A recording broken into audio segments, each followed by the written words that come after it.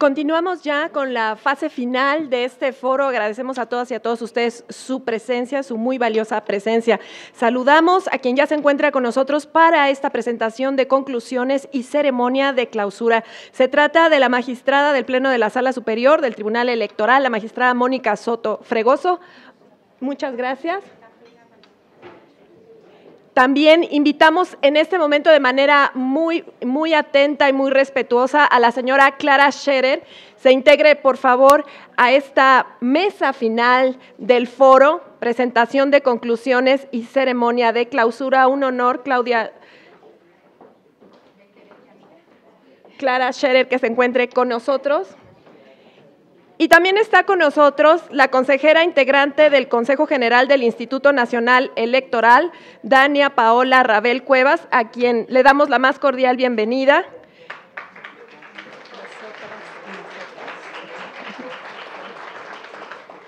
Magistrada también, magistrada presidenta por Ministerio de Ley de la Sala Regional Especializada. Bienvenida siempre, magistrada Gabriela Villafuerte Coello.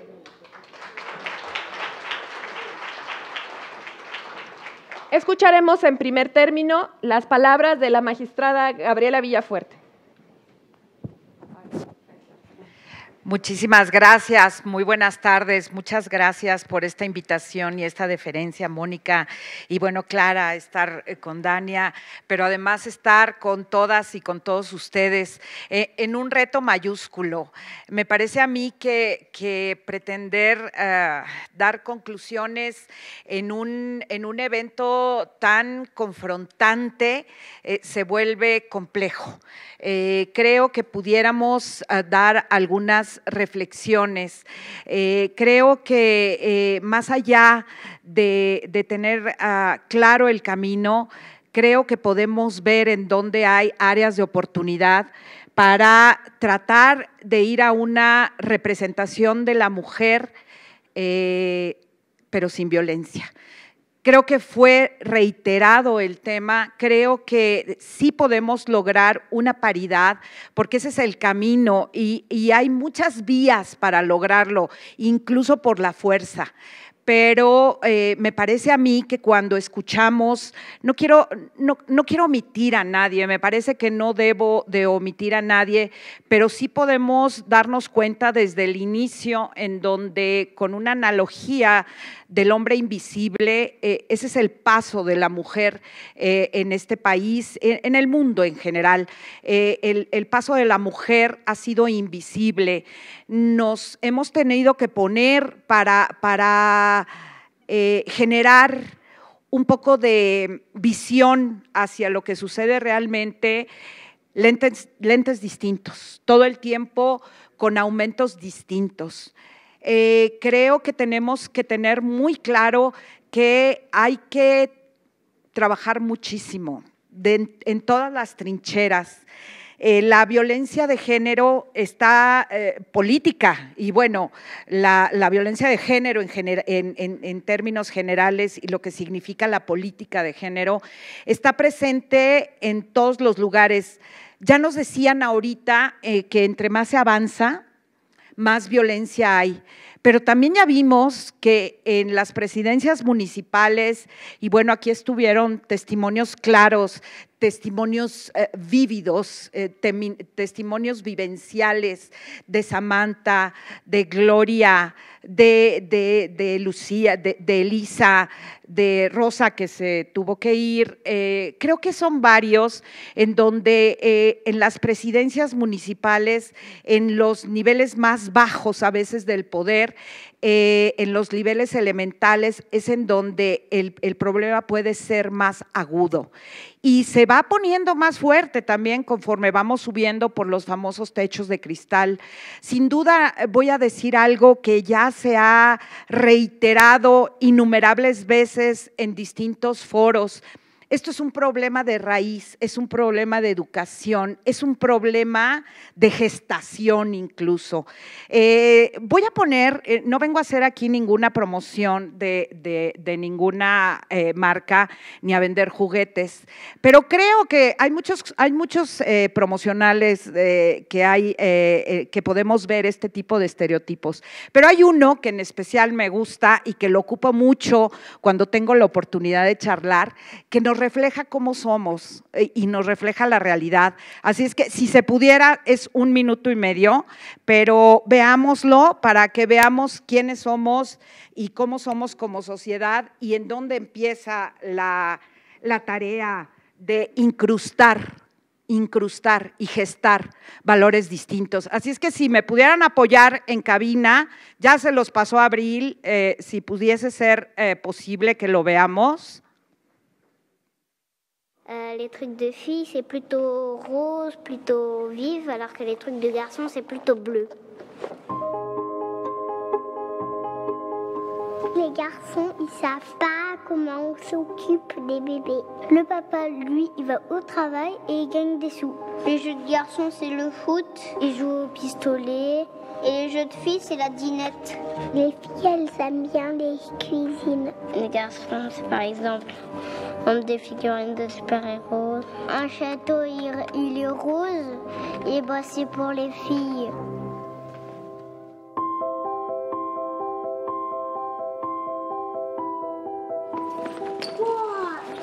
La chambre, trop beau! Moi, je vois pas plus.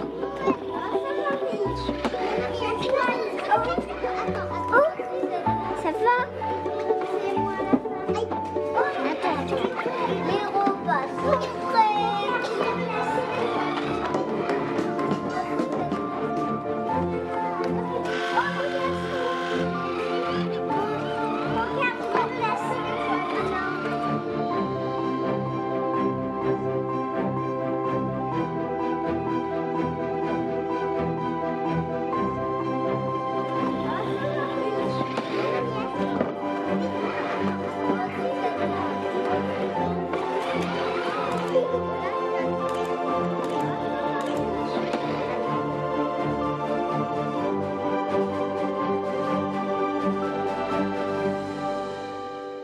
Moi, j'aime tous les jeux de garçons et les jeux de filles.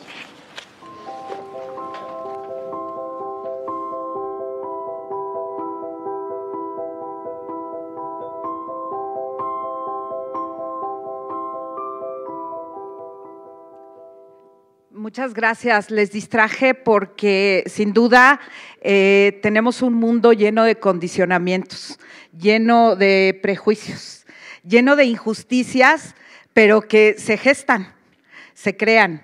Y como nos decían también hace rato, los fomentamos desde casa. Así es que esta es una forma clara de ver cómo es que fomentamos las desigualdades y cómo desde casa las tenemos que cambiar. Cuando los niños y las niñas no tienen este tipo de condicionamientos, no ven las diferencias.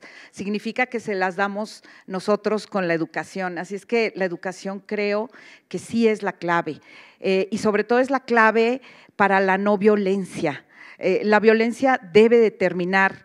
Creo que la violencia es lo que nos hace todavía un país más pobre. Y hay que decirlo, estamos en niveles de violencia de género y en violencia política que nos deben de preocupar y ocupar. Así es que voy a tratar de dar algunas reflexiones de lo que escuchamos a lo largo de estas mesas, Mónica, que fueron muy bien organizadas, que fueron confrontantes, nos invitan a muchísima reflexión, a tareas complejas, porque es vernos en el espejo y ver en dónde estamos fallando y seguramente hemos fallado de alguna manera, pero siempre podemos corregir el camino. Y nosotras como mujeres tenemos mucho que hacer, pero también todos nuestros compañeros hombres también tienen mucho que aprender. y también tienen mucho que hacer, porque tenemos que caminar de la mano. No hay nadie atrás de nadie, no hay un hombre atrás de una mujer, ni una mujer atrás de un hombre. Tenemos que caminar juntos, en paralelo. Tuvimos algunos testimonios claros en cuanto al miedo para poder ejercer el encargo, una intimidación constante, frases que estuvimos escuchando: entre mayor participación, más violencia política de género. Hay estereotipos a las mujeres, locas, hormonales, nos encasillan, blandas, sentimentales, dócil, linda. Me voy a detener un poquito más adelante lo de linda y todo eso, ¿no? Burlas en cartones. Aún con las amenazas, si ya ganamos un espacio, no podemos renunciar. Estaríamos dando un muy mal mensaje. Hay una propuesta que nos platicaba la senadora Marcela Torres, por supuesto, de violencia política que necesita materializarse, pero materializarse con sanciones, con efectividad, porque también ya nos decía Samantha, y nos los dijo varias veces, y que hay sentencias, hay blanco y negro, pero no se logran, no se materializan. Entonces hay que ir más allá de la letra de la ley y de la letra de una sentencia. No a golpe de sentencia, porque yo creo que eso es hasta un diálogo violento. Es simplemente que las sentencias se cumplan porque son justas, porque hay justicia atrás de las sentencias. Tenemos que avanzar por la igualdad respetando nuestras diferencias, visibilizar y denunciar la violencia, identificarla desde el principio, saber reconocer qué es la violencia. Y aquí nos decían, se necesita capacitar a quienes vayan a ser defensores y defensoras de causas que tengan que ver con conflictos o con aspectos que tengan que ver con participación de las mujeres. Creo que es cierto, en general necesitamos capacitarnos todos y todas. Hablar y trabajar por la paridad, romper con la brecha de implementación, avance hacia la igualdad. Y se trató también de un tema de los medios de comunicación. Creo que hay medios de comunicación que apoyan, ya tuvimos aquí a Katia y a Elisa, pero también lo debo de decir y que creo que es un reclamo que he escuchado en distintos foros y que ha sido parte de las reflexiones. Los medios de comunicación no tienen agenda de género. ¿Y a qué me refiero con agenda de género? No es simplemente incluir temas como nota roja o nota amarilla, porque de eso hay mucho.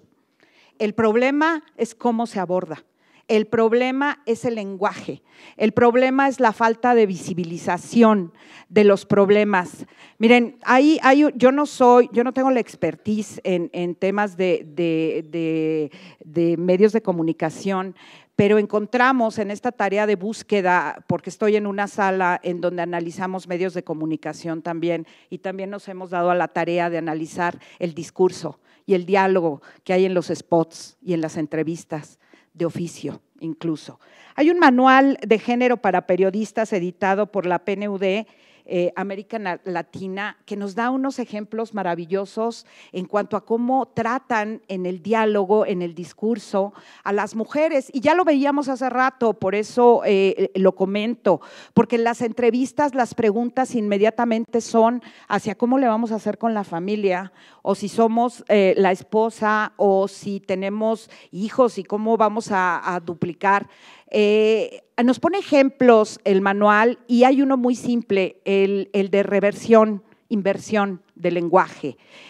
A una mujer inmediatamente cuando llega, pónganse en el escenario que sea, la ven y dicen, ya llegó la persona candidata, presidenta municipal, aspirante a presidenta de una empresa, ya llegó la fina persona muy bien vestida, muy elegante, con sus tacones altos. No hablan de inteligencia.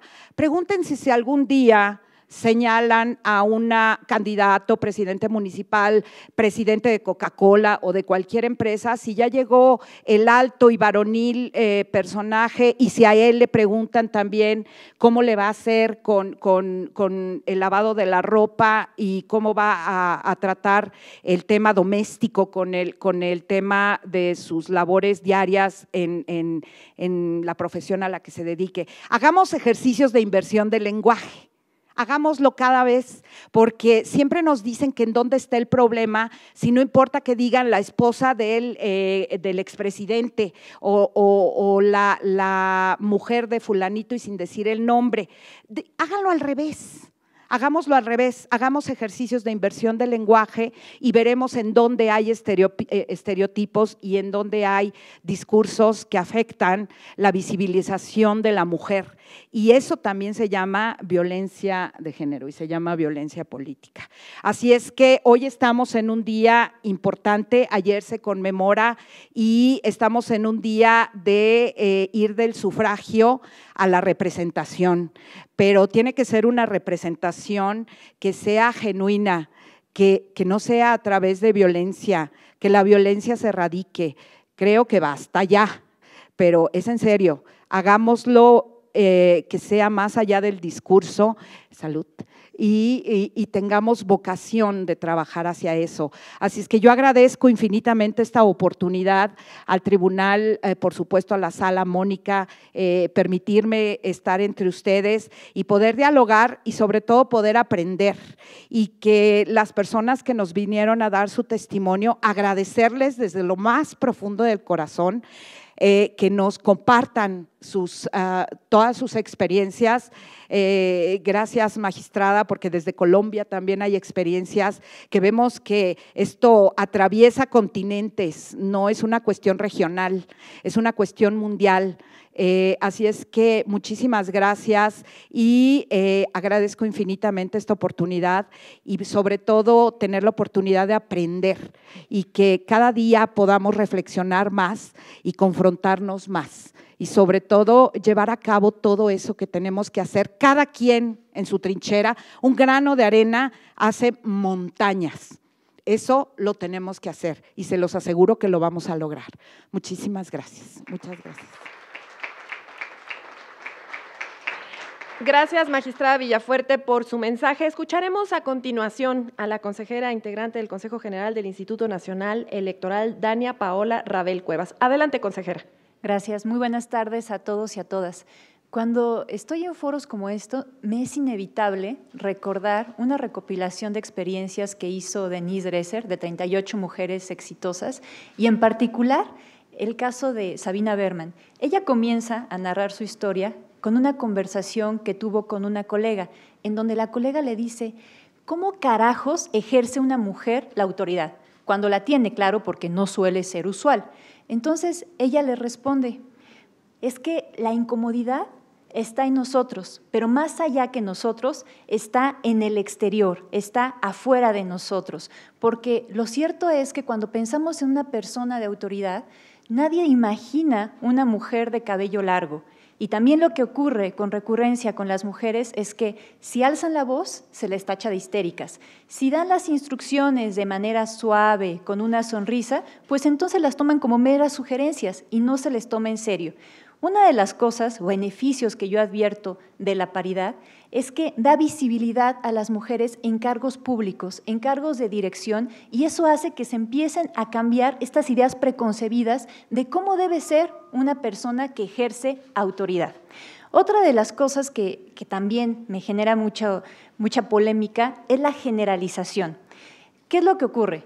Por ejemplo, hace relativamente poco estuve en la presentación del documental de Ana Cruz, de las sufragistas. Entonces, ahí hay un testimonio de Beatriz Paredes, en donde ella dice, estoy convencida que si Griselda Álvarez no hubiera hecho un buen papel, yo jamás hubiera llegado a la silla.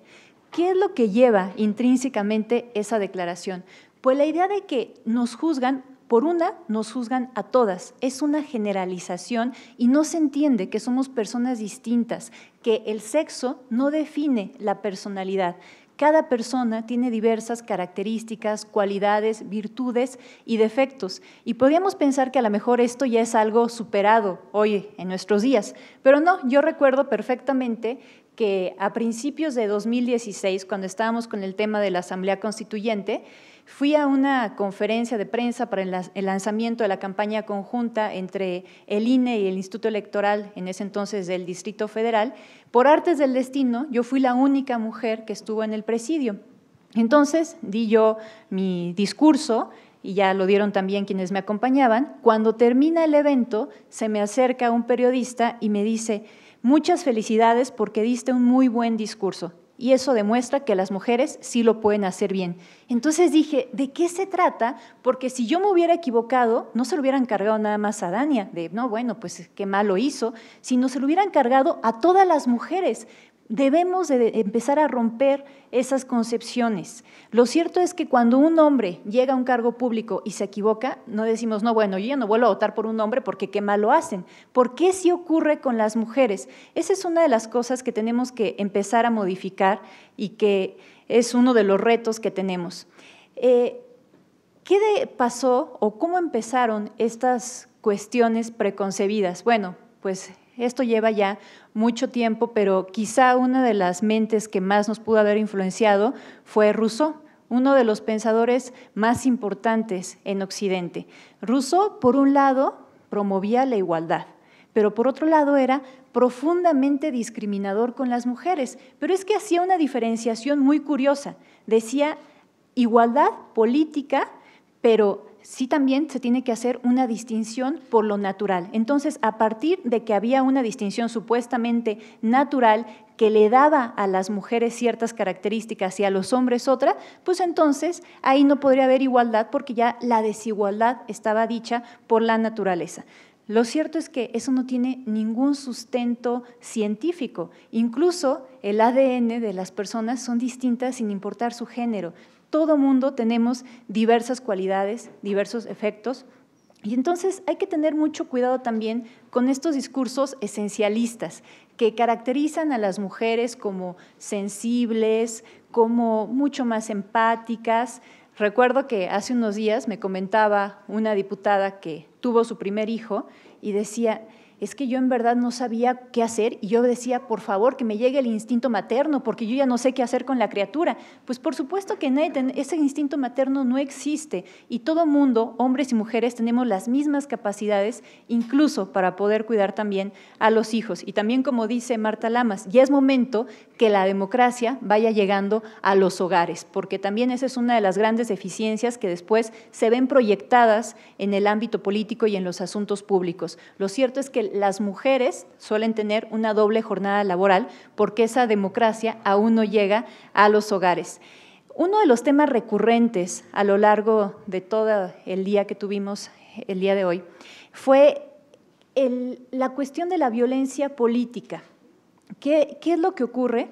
Que parece ser que, a pesar de todo, nuestras diferencias siguen siendo un pretexto para la violencia. Por ejemplo, hablamos desde una violencia más sutil, como puede ser pues, una propaganda, una ridiculización a través de caricaturas, pero también una violencia mucho más extrema como la que nos narró Elisa. Yo con lo que me quiero quedar es con esta idea de que, a pesar de todo, nos vamos a sobreponer, o mujeres como ella se sobreponen a esa violencia extrema. Mujeres también como Gabriela Maldonado, que pues hace unos meses apenas, nada más por tener la osadía de querer pertenecer a un cabildo, fue latigada públicamente por su abuelo para que fuera un escarmiento para las mujeres. Fue latigada hasta que quedó inconsciente. Y con lo que me quedo es que ella, al entrevistarse con las personas de InMujeres, dijo, yo de todas maneras voy a volverlo a intentar para cuando tenga posibilidades de poder integrar ese cabildo. Ese tipo de mujeres realmente pues son muy admirables y son un ejemplo a seguir. Tenemos que estar en los espacios públicos, pero también sí tenemos como instituciones una obligación de no dejarlas solas. Una de las cuestiones que nosotros pusimos en nuestro plan de trabajo en la Comisión de Género del INE fue justamente crear una red de acompañamiento con las candidatas electas. Advertimos que cuando son precandidatas, cuando son candidatas, pues bien o mal son más visibles y entonces hay más acercamiento con las autoridades electorales. Cuando llegan a los cargos es cuando parece ser que están solas, sobre todo a nivel municipal. Lo que estamos haciendo ahora es un proyecto para crear una red de confianza y de comunicación, porque aún siendo conscientes como Instituto Nacional Electoral que no tenemos una competencia directa para atender los temas de violencia política contra las mujeres cuando están ejerciendo el cargo, sí podemos asesorarlas, sí podemos visibilizar sus casos y sí podemos facilitar una comunicación, por ejemplo, con la FEPADE, para que ya no estén más solas y para que entonces puedan ejercer el cargo como lo haría cualquier hombre que llegara a ese lugar, de manera ordinaria, sin tener que tener un gobierno itinerante, sin tener que estar mendigando información cuando lleguen a un encargo. Entonces, ese es el reto que tenemos hoy por hoy, es con lo que me quiero yo quedar. Haría énfasis en que no puede haber ningún pretexto para la violencia y que las instituciones estaremos muy atentas para dar un acompañamiento a las mujeres cuando estas cosas ocurren. Muchas gracias.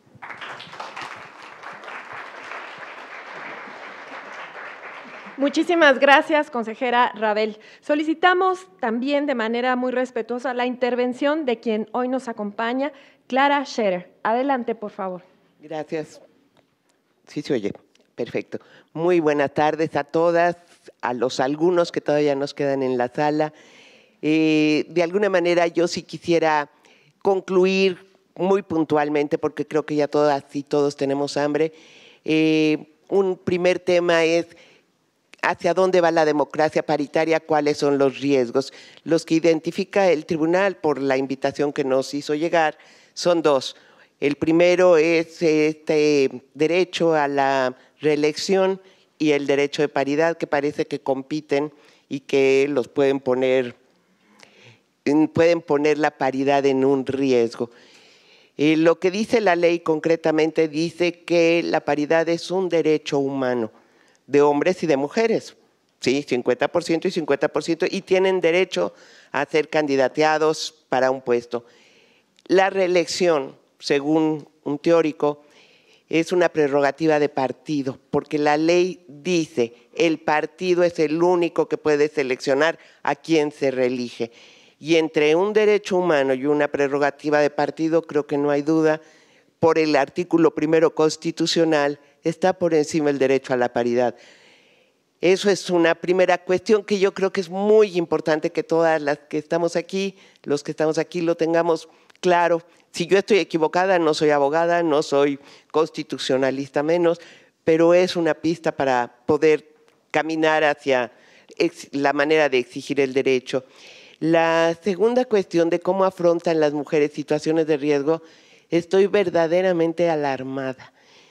Y estoy muy alarmada porque yo creo que todas ustedes saben que en este país hay 12 estados que ya tienen alerta de violencia feminicida. No quiero decir de género porque suaviza un poquito la situación, es feminicida. Son 12 estados los que tienen alerta de género.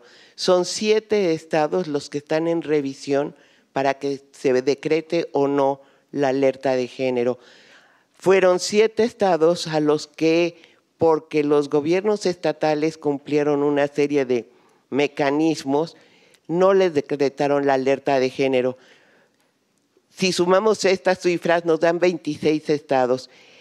Ni los 7 que no les decretaron la alerta de género, ni los 7 que aún están en revisión, están con cifras por debajo de lo alarmante. Para mí, alarmante es una mujer matada por ser mujer, asesinada por ser mujer, es alarmante. Pero todos estos estados, que son 26, están muy por encima de eso.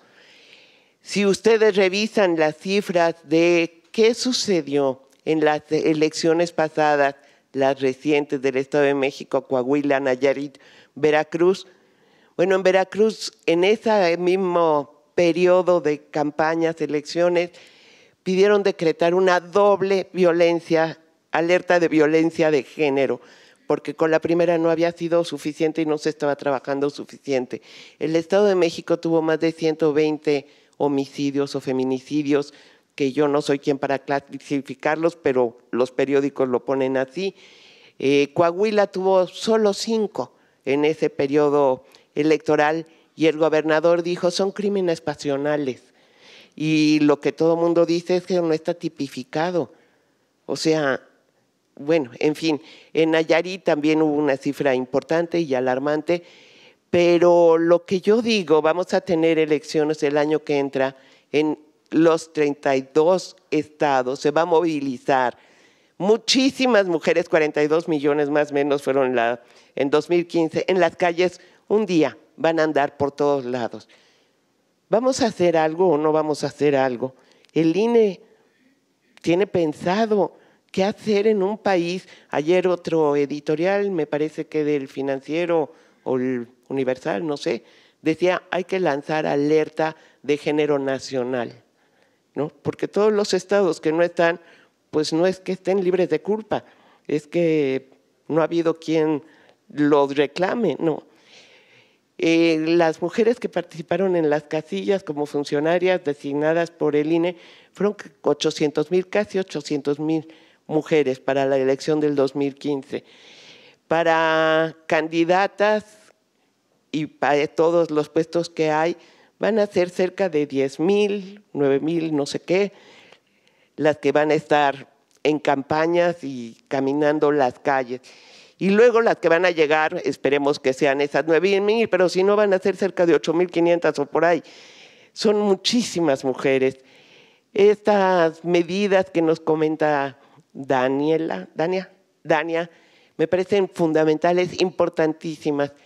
Pero ¿cómo le vamos a hacer si son 19,000 puestos, según lo que dijeron hace ratito, y son 10 partidos? O sea, van a ser 190,000 candidatas. Sí, digo, no, a lo mejor no porque es la mitad, ¿verdad?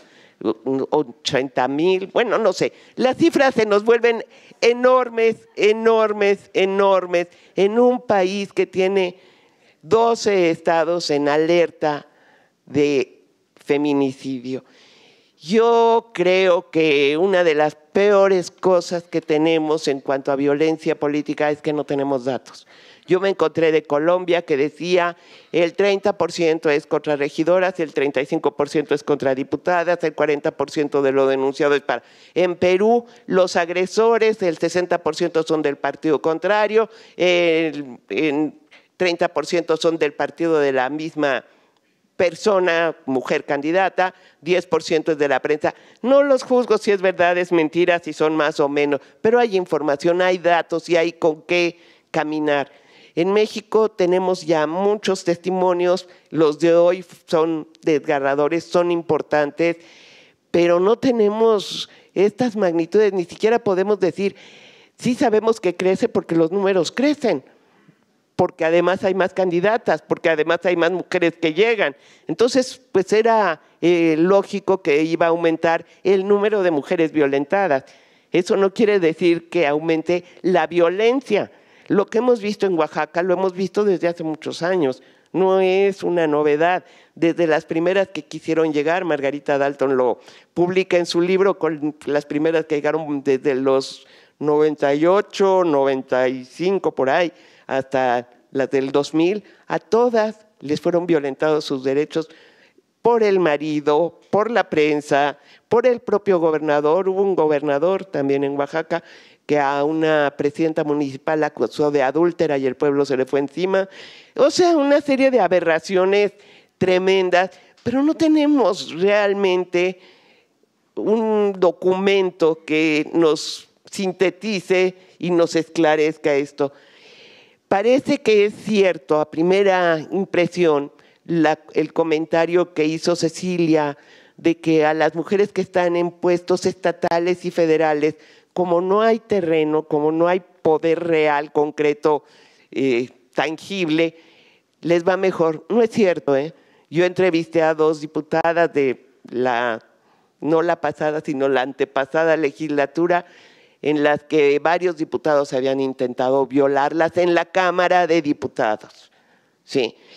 Estuve también con una senadora que lloraba conmigo, me habló llorando a mi casa y me dijo, Clara, no lo puedo creer, tuve una reunión de comisiones, yo soy la única mujer en esa comisión, por ayudar al tipo que llegó tarde y todo el mundo lo estaba bulleando, diciéndole no sé cuántas cosas, metí mi cuchara y le dije, ay, diputado, senador, qué bueno que llega, yo quisiera que me hiciera un favor. Y se voltea el senador y me dice, ¿un favor a usted? Nunca, pero cuando quiera le hago un hijo. Todos la carcajada que soltaron y ella, las lágrimas, se salió corriendo, se salió de la comisión, no podía ver ella era la culpable, ella era la mala, el otro era muy chistoso, muy gracioso, muy senador de la República. Entonces, traté de acordarme cuando lo dijo Cecilia, si había habido algún intento de asesinato, algún asesinato en senadoras, diputadas, no lo recuerdo, lo voy a buscar, pero yo creo que no lo hemos documentado, no hemos documentado todo esto que yo les acabo de comentar, yo me lo quedé, porque por un lado varias me dijeron no lo digas, por otro lado no hay manera de demostrarlo, no sé, son muchas las cuestiones complejas y complicadas con esto de la violencia de género, pero para ninguna, ni en la regiduría, ni en la sindicatura, ni en la presidencia municipal, ni en la diputación, ni en la senaduría, ni en las candidaturas a presidencias municipales, la presidencia ha sido fácil. Para ninguna ha sido fácil. Creo que, y sí quisiera felicitar a todas las mujeres, a todas, incluida nuestra compañera de Colombia, magistrada, quiero felicitarlas a todas porque son mujeres valientes y mujeres triunfadoras, las que nos dieron hoy su testimonio. Y sí estuve pensando mientras oía sus relatos, ¿qué es lo que hace que ustedes puedan estar donde están a pesar de los pesares? Y creo que lo primero es muy claro, tienen un pensamiento positivo, es decir, ante una amenaza, ante una situación de riesgo, sí tienen miedo, porque eso es humano, y quien diga que no tiene miedo está mintiendo. Tenemos miedo todos y todas, la diferencia es cómo los afrontamos. Según los expertos, el pensamiento positivo es aquel que tiene la capacidad, y se los voy a leer como lo dice aquí, la población femenina en general usa más una estrategia de búsqueda de apoyo social, las redes, el acompañamiento y tal, pero esas son las menos. La mayoría de las mujeres tiene un pensamiento no asertivo, bastante fantasioso y bastante a veces religioso, de decir, es que no me va a volver a pasar, es que esto me pasó, culparse a sí mismas, yo tuve la culpa y no lo voy a volver a hacer, o Dios me va a ayudar, Dios me tiene que salvar. Yo les recuerdo a las que son católicas, cristianas, con todo mi respeto, lo que dicen en México, ayúdate que Dios te ayudará. Entonces, mujeres, Dios las va a ayudar, pero primero ayúdense ustedes, ¿no? O sea, no dejen de pensar en esos pensamientos, pero tienen que tener un pensamiento positivo. ¿Qué es esto de tener un pensamiento positivo? Ver esta situación de riesgo como un reto, no como una amenaza, ¿sí? Y esto es toda la diferencia. Si yo esto que estoy viviendo, como lo contó magistralmente la magistrada, estaba teniendo que tomar una decisión que afectaba a mi vida personal, pero estaba yo representando una institución.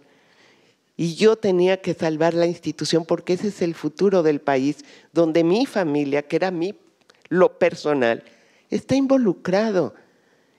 Y esto es ver ese riesgo enorme como un reto y como una oportunidad y caminar hacia allá.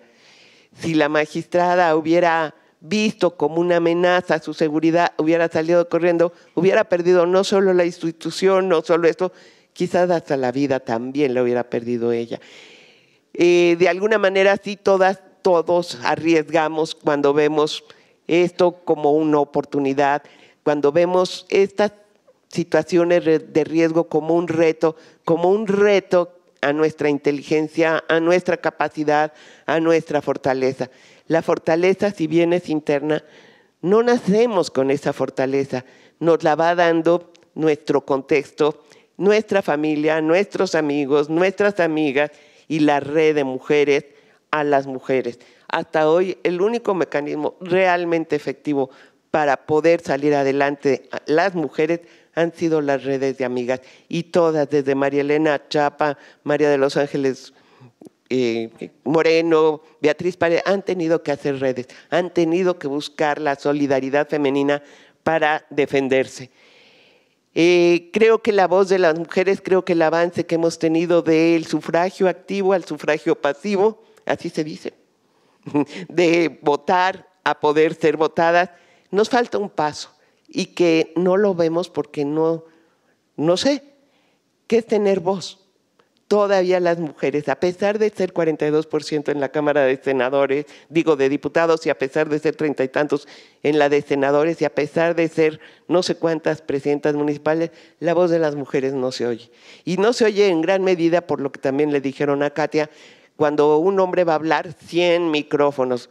Cuando una mujer va a hablar, anda con, oigan, ¡ey! Sí, yo también, ¿no? O sea, pero peor es oír muchos discursos de muchas mujeres que solo citan hombres.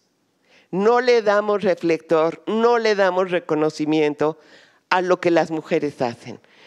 Hoy me sentí muy orgullosa, muy contenta de oír que mencionaron a Hermila Galindo, que mencionaron a Beatriz Paredes, que mencionaron a muchas mujeres que están aquí, otras que no están aquí, porque creo que esa es la manera de ir dando y construyendo la voz de las mujeres.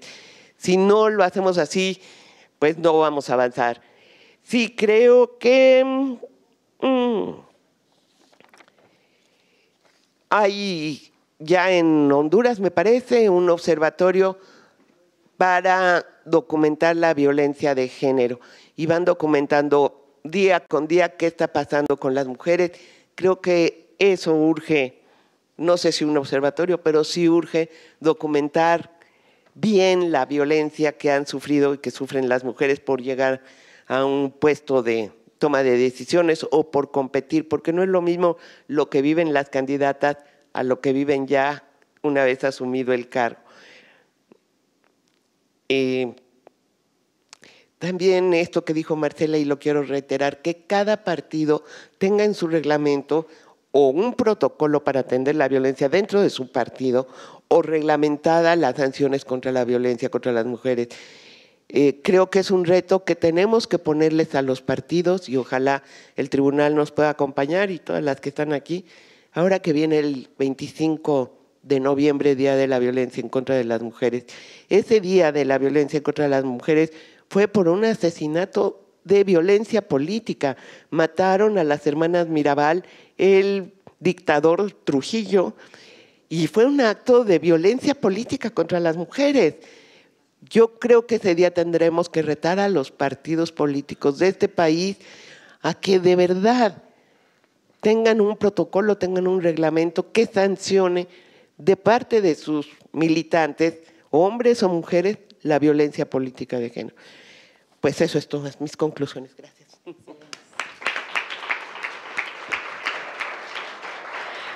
Muchas gracias a Clara Scherer por sus palabras. Escucharemos las conclusiones y el mensaje de clausura por parte de la magistrada de la Sala Superior del Tribunal Electoral del Poder Judicial de la Federación, Mónica Aralí Soto Fregoso. Adelante, magistrada. Muchísimas gracias. Y sí, evidentemente ha sido un día intenso, ha sido un día de profundas reflexiones. Yo diría que más que un evento, hoy fue un gran encuentro.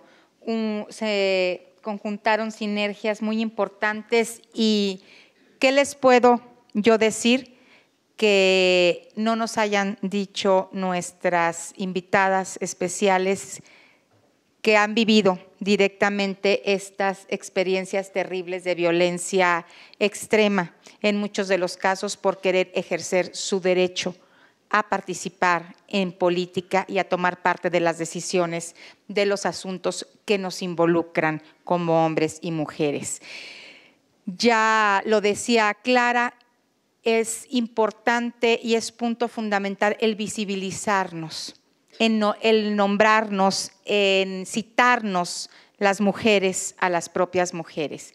Yo quiero agradecer a la consejera Dania, de verdad, el que estuviera hoy con nosotros, porque, bueno, primero sabíamos que tenía una importante también labor y responsabilidad que cumplir, que afortunadamente pudo acompañarnos, porque tanto el Instituto Nacional Electoral como el Tribunal Electoral del Poder Judicial de la Federación, así como otras instituciones involucradas en la protección y defensa de los derechos políticos de las mujeres, tenemos que tener muy claro cuál es la situación que están viviendo hoy las mujeres, cuál es la realidad y qué vamos a hacer en consecuencia. Lo preguntaba ahorita Clara, ¿qué van a hacer?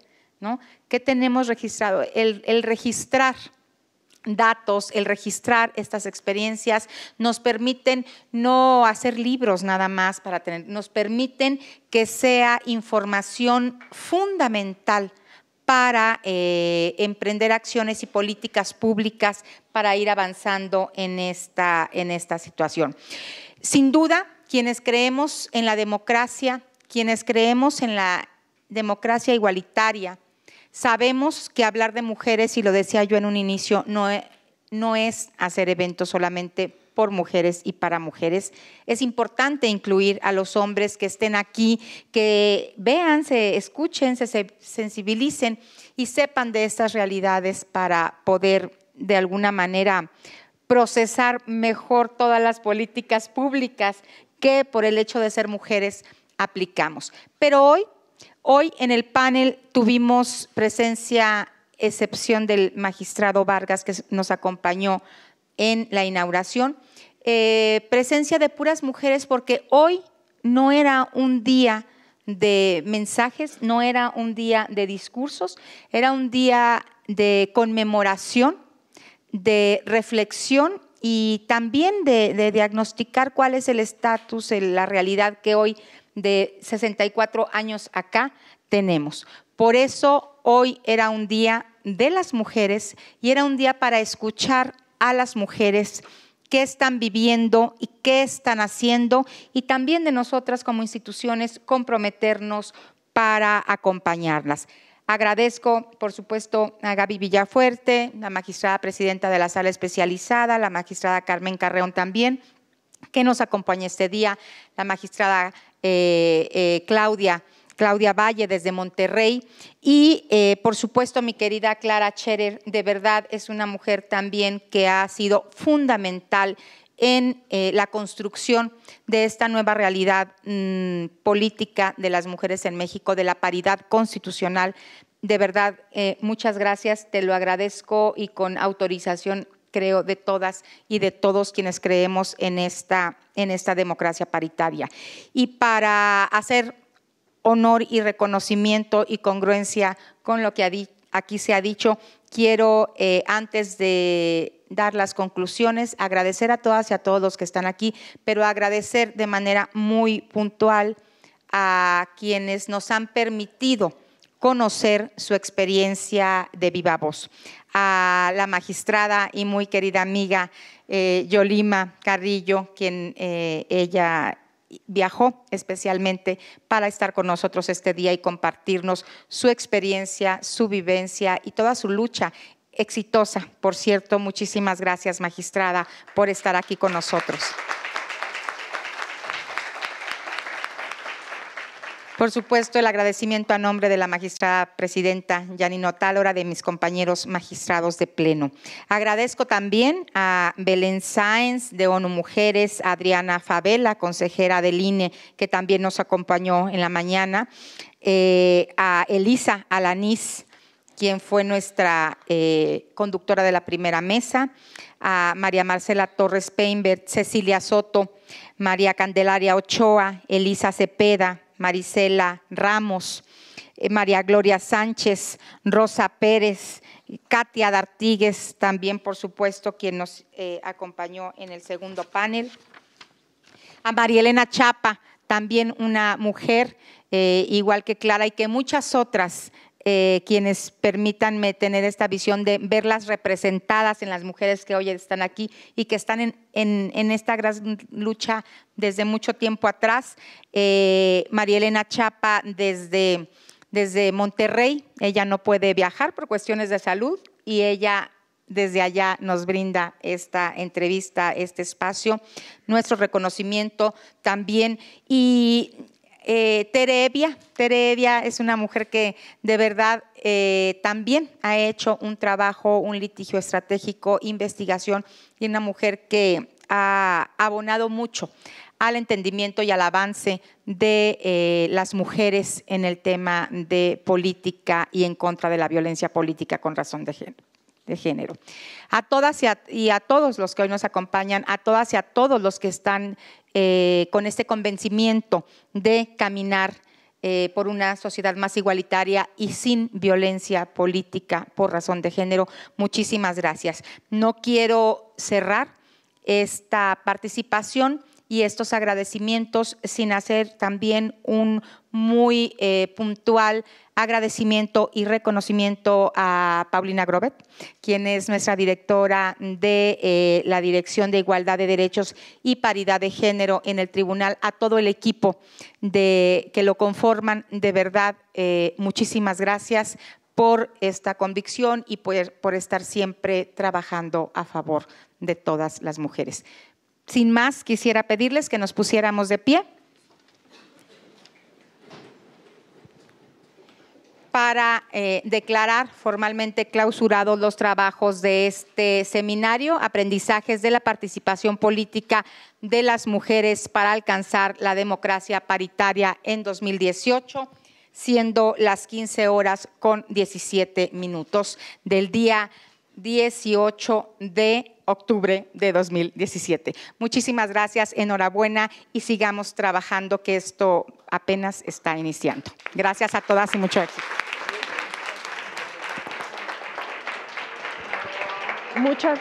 Muchas gracias, magistrada Soto. Y bueno, pues ha llegado el momento también de entregar los reconocimientos a quienes han estado en esta mesa de conclusiones. La magistrada Soto entregará estos reconocimientos a la magistrada Gabriela Villafuerte, a la señora Clara Scherer y por supuesto a la consejera Dania Paola Rabel.